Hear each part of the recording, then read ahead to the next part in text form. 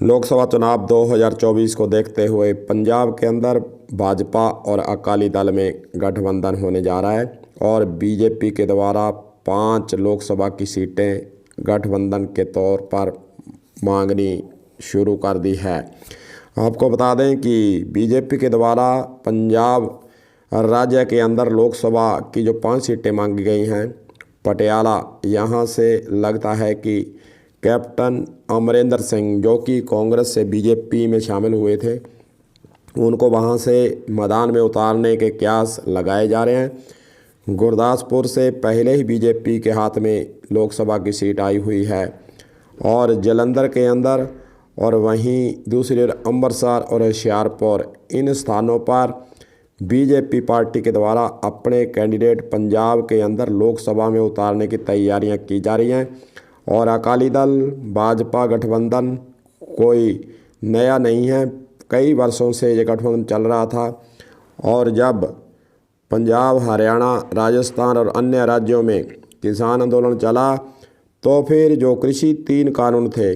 उसको लेकर अकाली दल के द्वारा भाजपा से नाता तोड़ा गया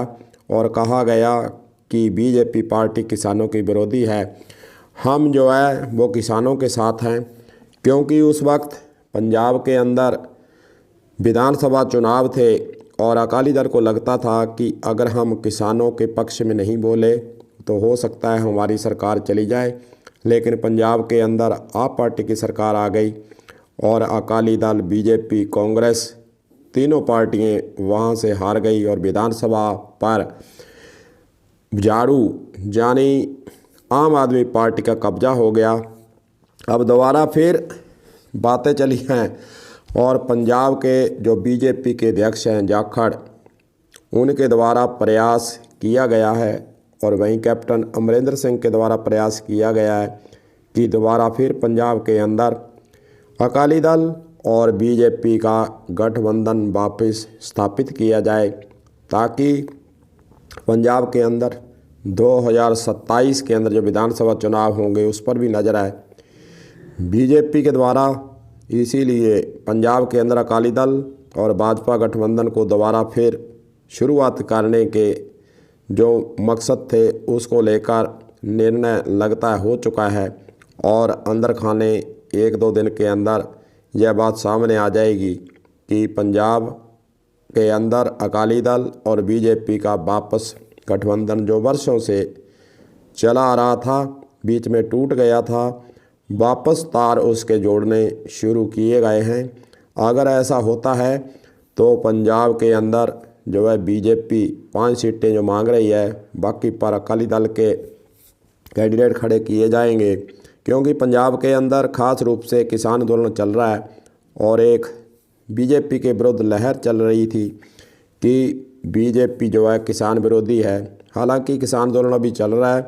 मांगे उनकी वहीं की वहीं खड़ी हैं। आने वाले दिनों के अंदर क्या इस पर निर्णय होता है, यह भी तमाम बातें देखने वाली होंगी। अगर किसानों को